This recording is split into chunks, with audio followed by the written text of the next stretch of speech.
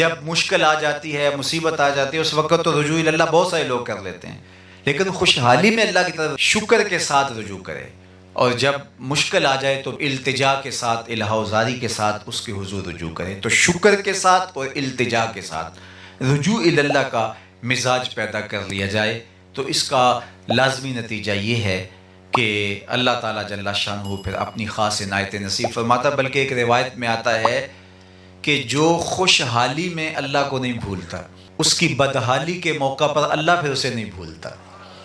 یعنی جو خوشحالی کے موقع پہ شکر ادا کرتا رہتا ہے، تو کبھی زندگی میں اللہ اس کی آزمائش کے لیے، اس کی درجات کی بلندی کے لیے اس کو کسی مصیبت میں ڈال بھی دیتا ہے، لیکن اللہ اس کو فراموش نہیں کرتا، چونکہ بدحالی میں بہت سارے لوگ اپنے مقام کو کھو بیٹھتے ہیں، اور ناشکری کی وجہ سے کہتے ہیں کہ کبھی فقر کفر تک پہنچا دیتا ہے، لیکن اللہ تعالیٰ جل شان اس کو بھٹکنے نہیں دیتا۔ جو خوشحالی میں اللہ کو نہیں بھولتا، بدحالی میں اللہ اسے نہیں بھولتا۔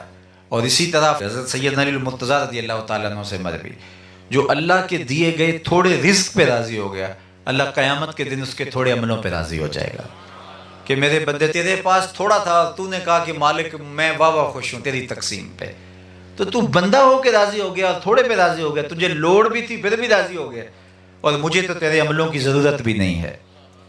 تو وہ یہ دیکھتا ہے کہ میرا بندہ میرے پہ راضی کیسے ہے، تو اللہ پہ راضی رہنا سیکھ جائیں۔ ہمارا دین بھرپور زندگی گزارنے کی تلقین دیتا ہے، تو ہمیں اس دنیا کی بہتری اور آخرت کی زندگی کی بہتری کے طالب رہنا چاہیے۔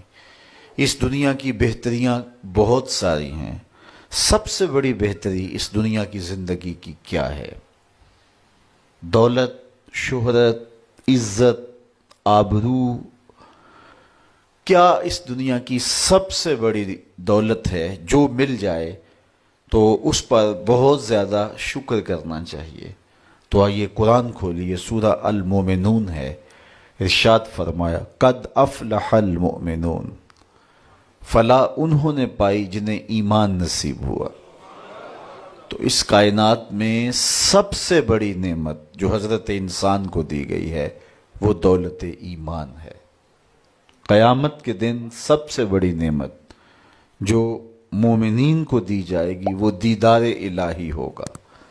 تو جو آخرت میں دیدار الہی سے محروم ہو گیا اور دنیا میں ایمان سے محروم ہو گیا، وہ حقیقی محروم ہے۔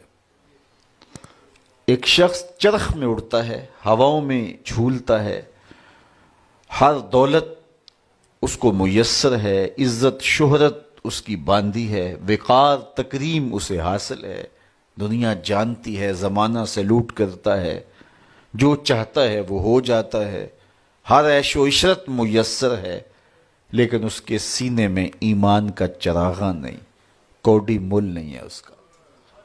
اور ایک شخص جھونپڑے میں رہتا ہے، کھانے کے لیے کبھی مل جاتا ہے کبھی نہیں بھی ملتا، دنیا اسے پہچانتی بھی نہیں ہے، وہ معروف شخص بھی نہیں ہے، لیکن اس کے سینے میں ایمان کا چراغاں ہے، وہ خوش نصیب شخص ہے۔ میرے حضور کا ایک فرمان سنیے، حضور نے فرمایا میرے دوستوں میں سے قابل رشک دوست وہ ہے جس کا سامان دنیا تھوڑا ہے، نمازیں زیادہ ہیں۔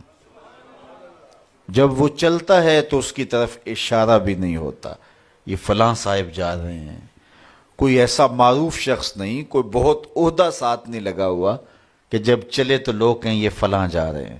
ثم نقد بیدہ، حضور نے ہاتھ سے چٹکی بجائی، اور پھر فرمایا اس کو موت بھی ایسے ہی آئی، پھر فرمایا قلت بواکی ہے، اس کو رونے والے بھی تھوڑے ہی تھے، اس کو رونے والے بھی زیادہ نہیں تھے، قلت تراثہ، اس کی وراثت بھی بہت لمبی نہیں نکلی۔ فرمایا میرے دوستوں میں قابل رشک دوست دیکھنا ہے تو یہ اس کا جنازہ جا رہا۔ تو ہماری سب سے بڑی دولت ایمان کی دولت ہے، نمازوں کی دولت ہے، شرافت کی دولت ہے، یہ دولتیں ہمیں جمع کرنی چاہیے۔ سویر سے لے کر شام تک دونوں ہاتھوں سے ہم امیر بننے کی دوڑ میں لگے ہوئے ہیں، کوشش کر رہے ہیں دولت جمع ہو جائے، دونوں ہاتھوں سے اکٹھی کر رہے ہیں، امیر بن جائیں، دولت مند بن جائیں۔ خیال ہے کہ اگر دولت بہت ساری ہوگی تو سکون ملے گا، جب مل جاتی ہے دولت تو پھر سکون نہیں ملتا، کہتے ہیں کچھ اور حاصل ہو تو سکون ملے گا، ساری زندگی اس دوڑ میں گزر جاتی ہے۔ جس طرح دنیا کی دولت جمع کرنے کے لیے دوڑ لگاتے ہو، شرافتیں جمع کرنے کے لیے دوڑ لگاؤ، نجابتیں حاصل کرنے کے لیے دوڑ لگاؤ، سجدوں کی کثرت حاصل کرنے کے لیے دوڑ لگاؤ، صالح اعمال جمع کرنے کے لیے دوڑ لگاؤ۔ یہاں اپنے بچوں کے لیے کاروبار بھی کرو، رزق بھی کماؤ، دولت ضرورت کی ہونی چاہیے تمہارے پاس، لیکن فرض کرو اگر نہیں بھی ہے تو اتنی بھی ٹینشن لینے کی ضرورت نہیں ہے، جو میسر ہے اس پہ راضی رہو۔ دکھوں کو ختم یہی چیز کرتی ہے، بندہ رب پہ راضی ہونا سیکھ لے تو جہاں بندہ ہوگا وہیں خوش ہوگا، اور راضی ہونا نہیں سیکھے گا تو کھرب پتی بھی ہوگا، نفس کی کمینگی ختم نہیں ہوگی۔ تو پھر اس پہ راضی رہنے کا فن سیکھنا چاہیے۔ حضور کی سیرت پڑھیں، آپ کو یہ سب کچھ ملے گا۔ اللہ نے اپنے محبوب کو اختیار دیا، محبوب اگر چاہو تو یہ بطحہ مکہ سونے اور چاندی کا بنا دیں۔ تو حضور کیا کہتے ہیں؟ ایک دن کھانا دینا، ایک دن فاقہ دینا۔ جس دن کھانا ملے گا تیرا شکر کروں گا، جس دن فاقہ ملے گا صبر کروں گا۔